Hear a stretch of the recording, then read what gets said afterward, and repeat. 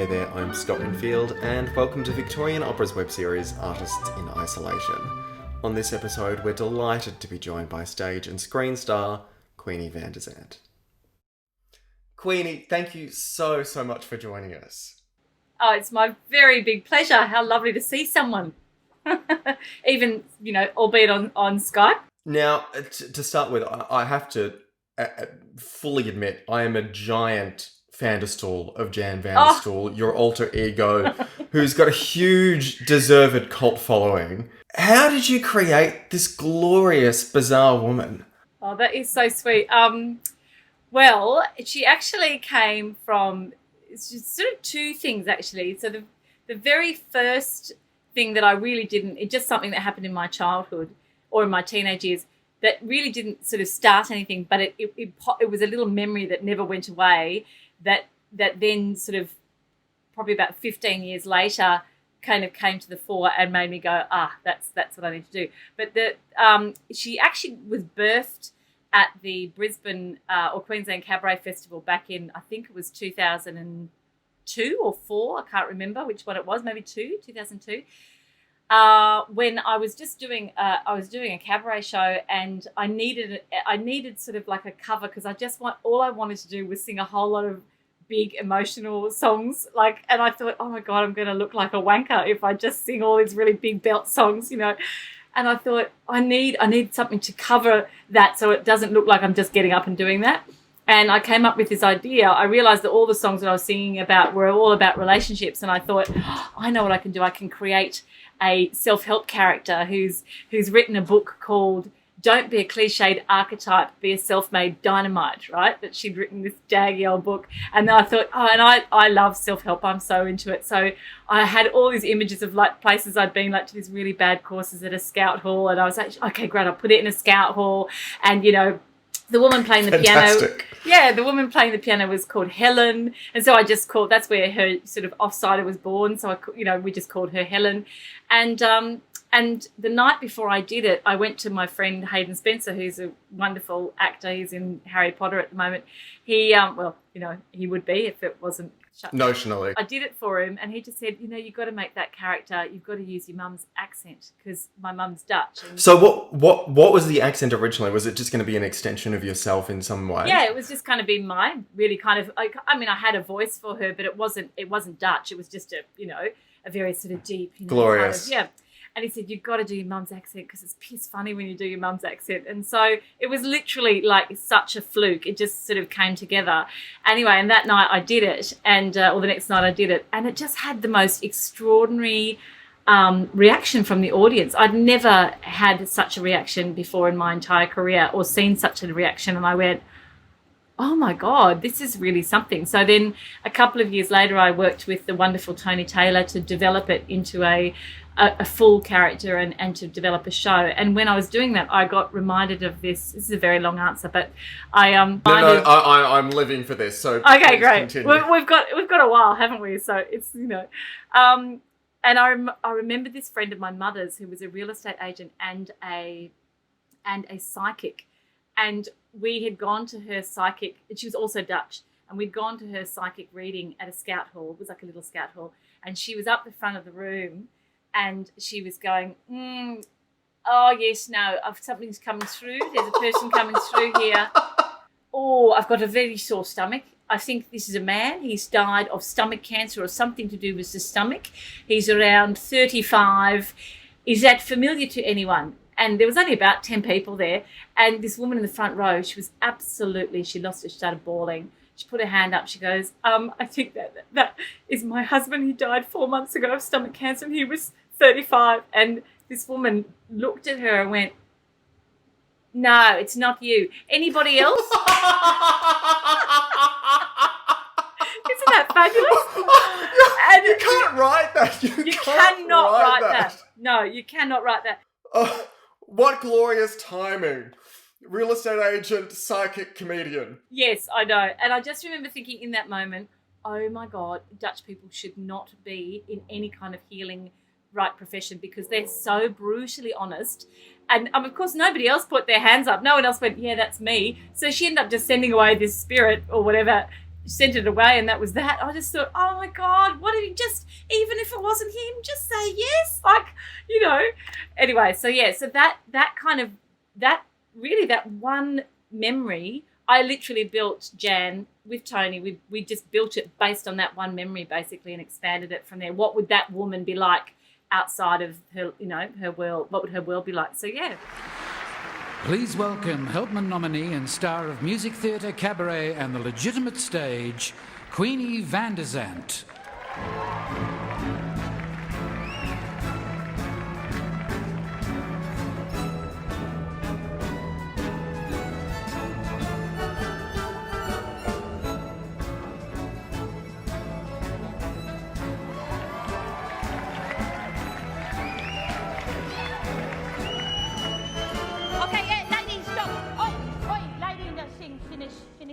Finish it. So sorry, poor Queenie unfortunately just got a rash. She's been very nervous today, and she got a very bad stress rash that has just gone up further and further and onto her face and into her mouth and ugh. Anyway, as her support person and former singing teacher backstage this evening, I just said, you know, you can't go on like that, you look ugly. And so I said, don't worry, I will do it. So for those of you who do not know me, my name is Jan van der Stool, international musical therapist. Oh, thank you. Obviously, I know a lot of you from my musical therapy workshops, Kate and Jeffrey, Hugh. I mean, they're not actually here. Oh, but anyway, I know them. Catch. Anyway, so yeah, I love her. She's my dear companion, Jan, and I hope to kind of be doing, you know, things as Jan till I die. She's very fun to play. How far is she from the surface at all times? Well, it's interesting because I do a fair bit of teaching alongside performing, and occasionally when I've taught with friends like musical directors who are on the piano or whatever, who know Jan well, they go, oh, you were so Jan just then. That was so Jan, what you just said. So I think probably not that far. And I think also Jan gives me,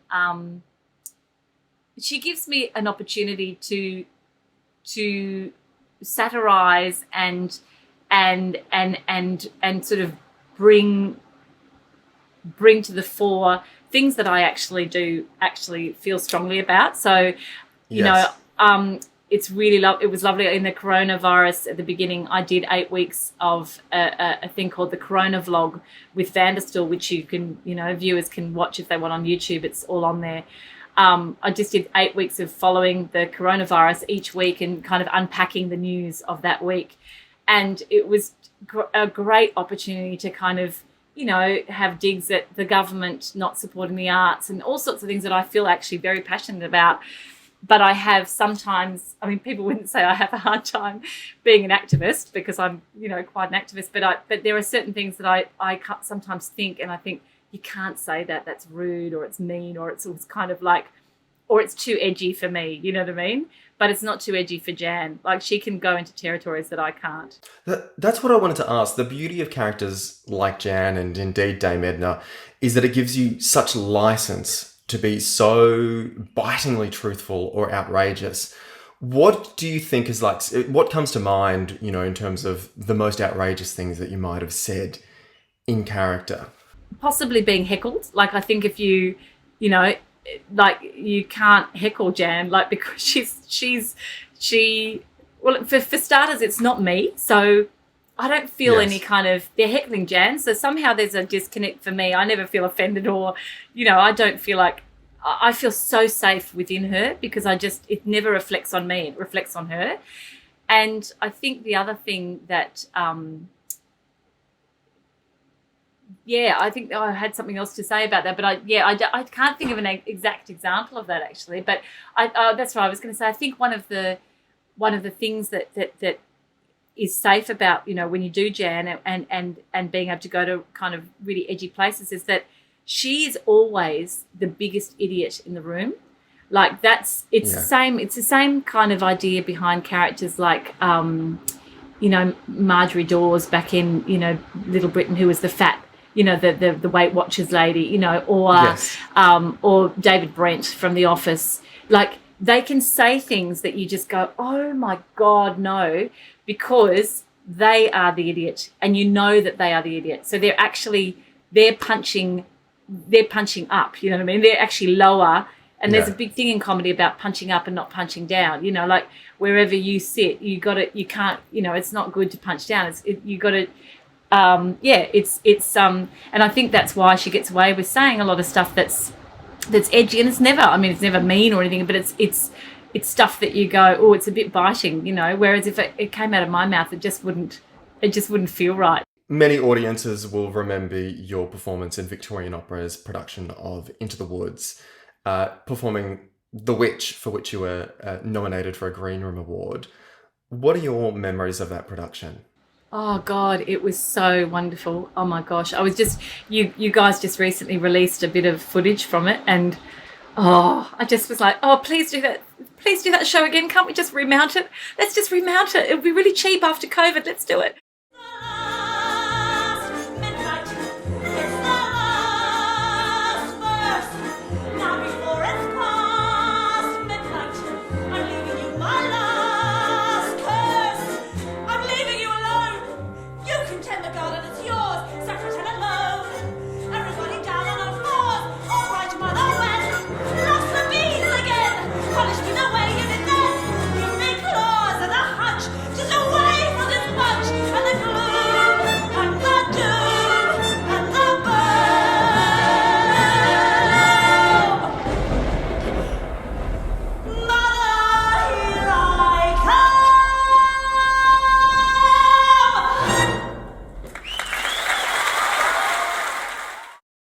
Cast, we were all emailing each other going, I'm not done with that show, neither am I'm not done with it, we need to do a proper run of that show. It was so divine. Oh my gosh, I loved that's my dream role, actually. That was absolutely my dream role, and I was so lucky to get it too. It's because originally they actually cast Melissa Madden Gray, who's famous for doing Meow Meow. I don't know. No, this is a little I don't know, something from the vault. But I didn't hear about it. I was doing King Kong at the time, and I heard that it was coming. And I said to my agents, oh, could you get in touch with them and say I'd be really, really keen to audition for The Witch? And they came back and said, oh, it's been cast. And I was like, oh, damn, that's my dream role. I'd love to do that role.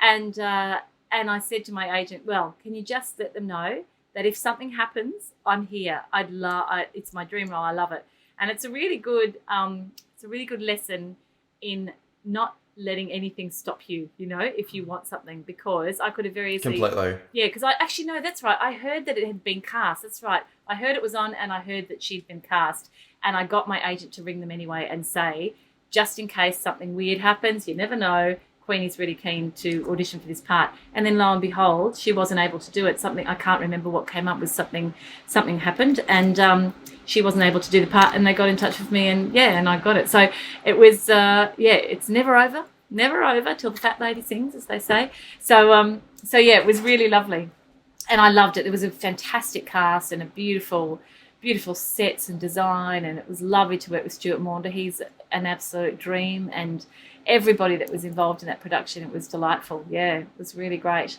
I do remember though, I should just say, I do remember I was going through IVF at the time though, so I remember I was also really, really hormonal. I can remember that, and very, very emotional, and that was also quite tough, because it's a big, it's a big show, that show.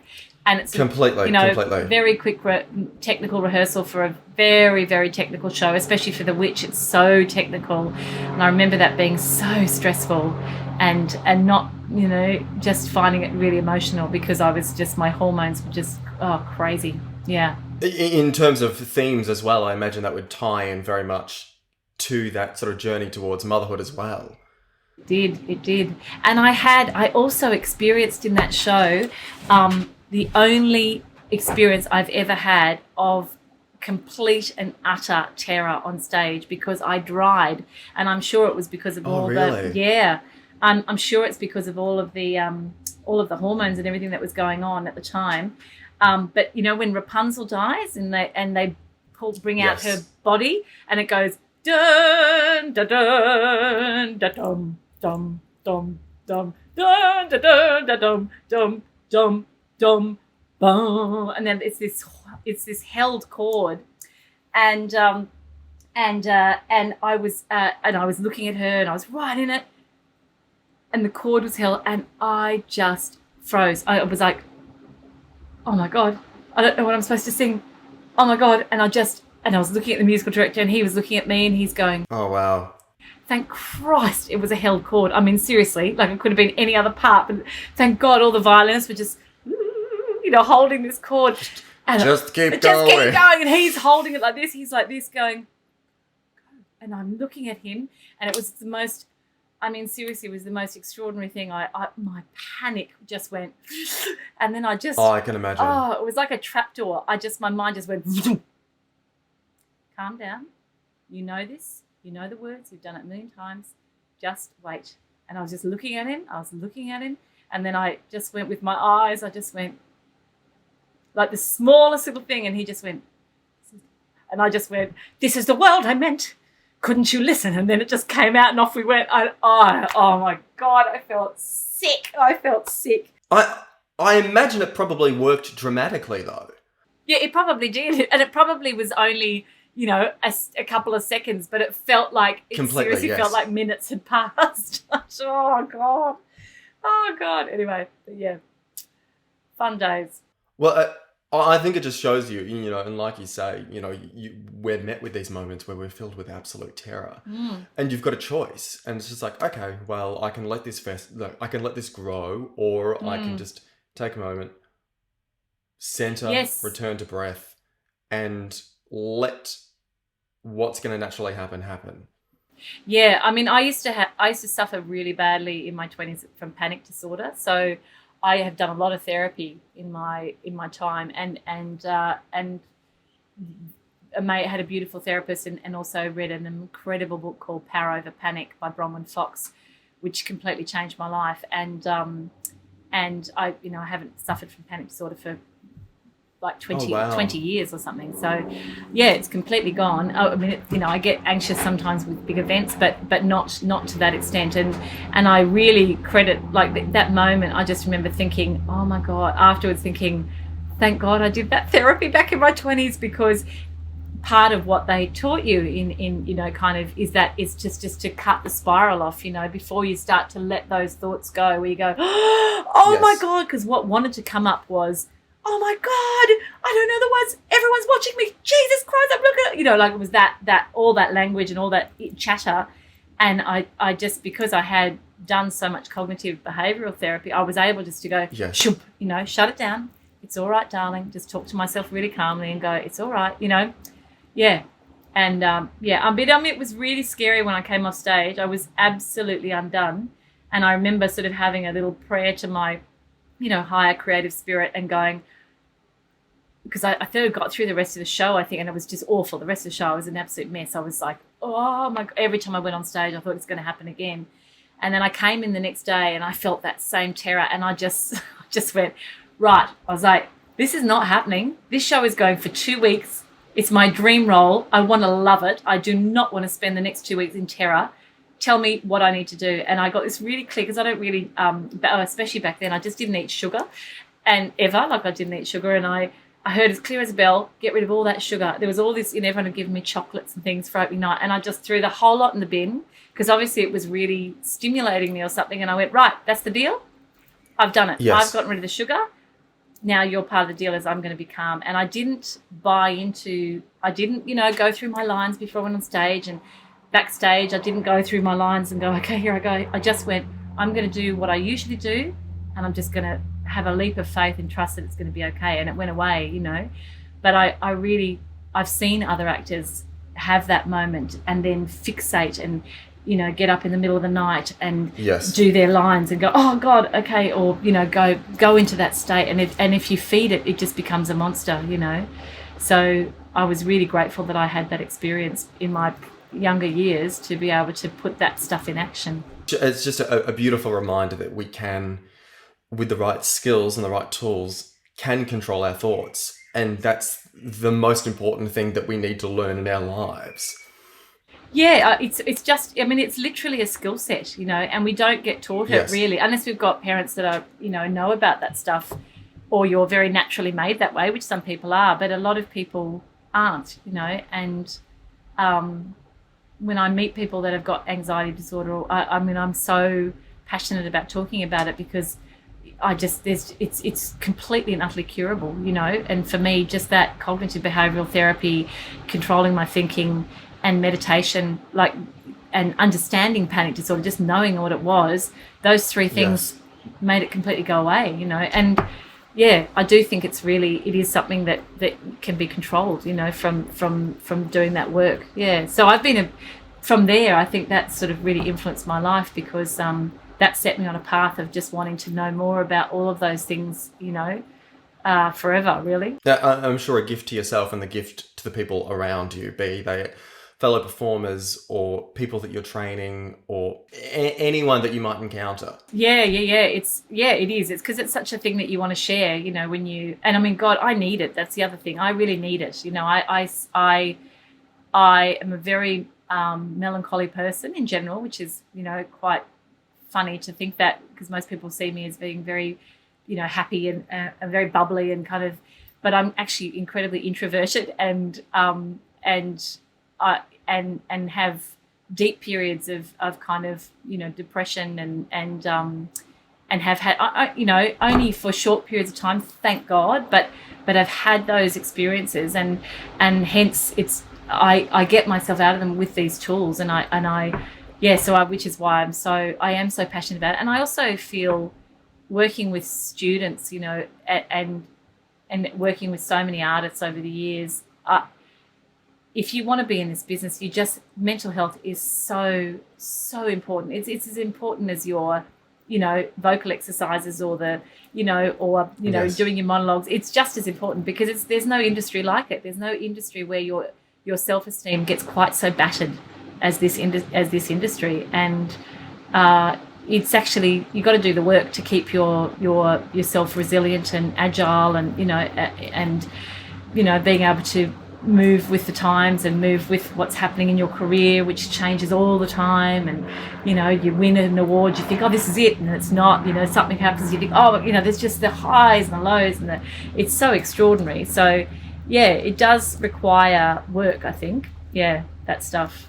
Reflecting on 2020 itself, what have you drawn upon and what's helped you get through what has been a monumentally challenging year for so many people? Yeah, it has been. I think,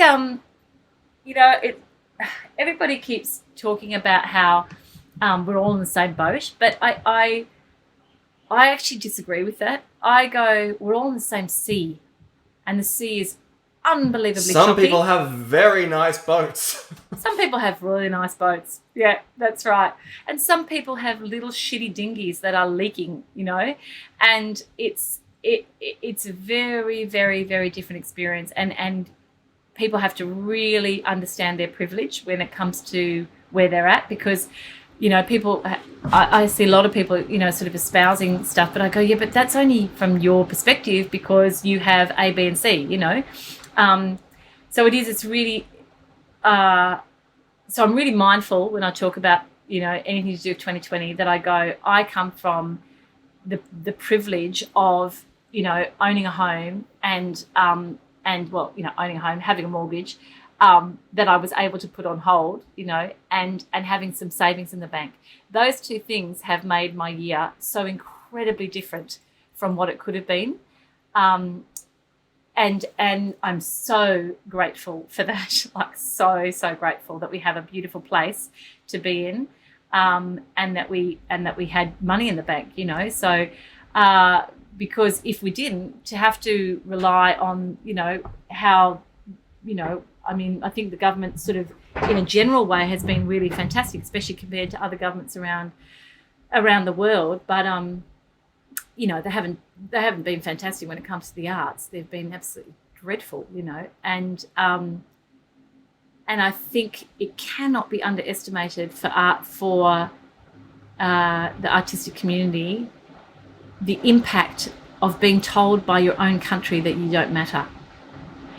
That is so hugely wounding to your self-esteem and to your sense of who you are and what you can contribute to the world. It's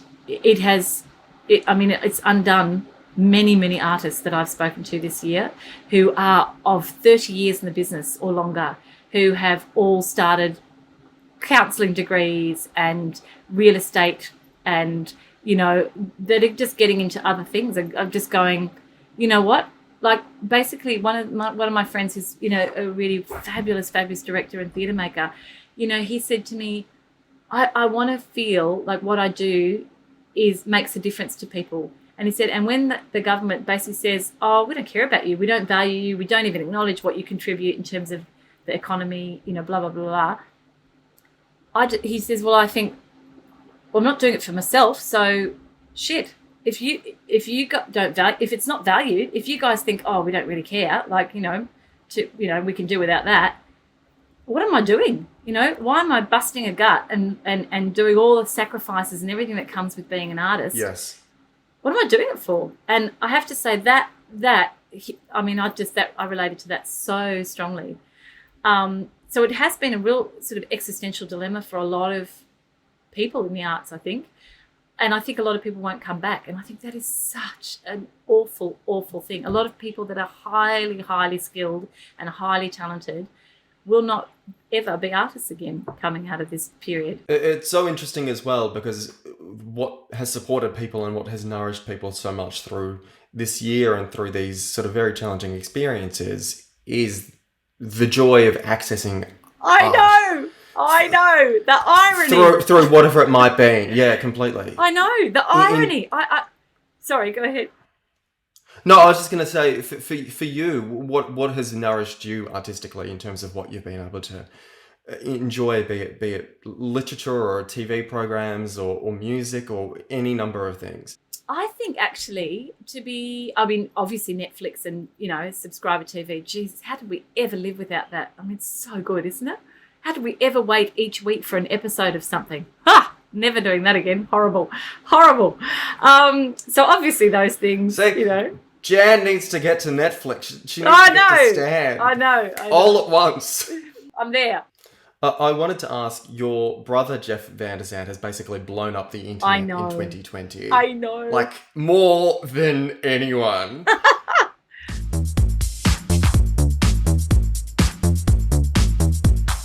Andrew, I'm sorry, you've had several questions. Andrew, I'm sorry. Andrew, I know, but you don't run the press conference, okay? So I'm going to go to other questions of members of the group. Catherine hasn't had a question. I'm happy to return to you, but let's just keep it civil. Andrew. Catherine. Given that you're both such extraordinary creative talents, I wonder, where does that creativity come from? Probably my father, I think. He is a really creative person. And my mother also has, well, Jeff and I we share the same dad. So we have different mums, yeah, because my dad remarried after my parents got divorced.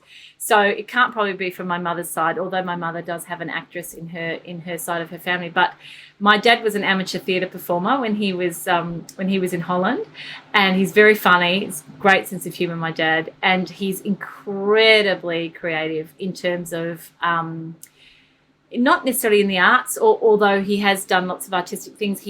His creativity is more around sort of he's a really great entrepreneur and has had several businesses and has created several kind of amazing community events. So when we were young, he created with a whole lot of his friends, but him and my mum were really the leaders and got everyone going. They created the Canberra Dutch Club, which was it still exists. The building still exists. The club doesn't anymore, but he even got the Queen of Holland to come and lay the first stone. Like, he's amazing. What he can... Wow. I don't even know how he does these things. Like, that was before the internet. I don't even know how he got hold of her. She was a princess back then, but she was... Oh, and of course, since then, she, there's now a king in Holland, which is her son. But at the time, she was the Princess Beatrix. And I just think, how did you even know how to contact her? It's amazing. So he got There's a Zoom request for a cup of tea, but then other level. that's when the ask came. Next level. That's right. He's next level.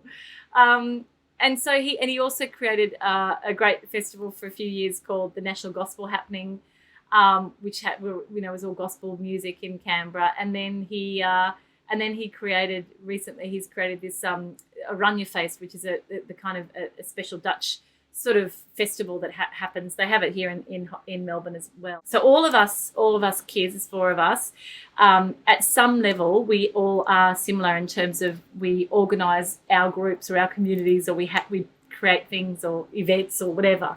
And yeah, Jeff, I mean, not only does he have that, of course, his amazing Instagram, incredible Instagram dub smash thing that he does, which is incredible, TikTok videos. But he also runs this incredible, I don't know if you know that, he runs this place called Workshop Creative, and they just let out yesterday, I don't know if you've seen it, but the Hamilton cast video. The best cast announcement video I've seen to date. Ever, I know. And him and Ash Mackenzie, his business partner, put that up. It just blew my mind. It was so good. So yeah, he's very good. He's getting a little bit too famous and a bit too busy though for my liking, because he's too busy to do my stuff now. I can't just go, hey, back in the day, I could go, hey, do this, it'd be good for your career. Do my poster, it'd be great. Nah. Not anymore. Yeah, but no, he's wonderful. Queenie, as our final question, I was wondering, what's the first thing that you'd like to do after all of this time passes? I think I want to go somewhere. I think more than anything, I want to go like on a holiday with my family, and see some people interstate. Like, I'm desperate. We are going to do that in January, which will be really lucky, and we're so lucky we can. Again, we're so lucky we can do that. I think that, and I think probably very, very soon after that, I really, really would like to have a chance to sing again, Yes. or to do anything, because it does feel, I was talking to another artist the other day, it feels like this year I've become incredibly present to how terrifying it is to be a performer. And like how brave it is to stand on stage in front of thousands of people.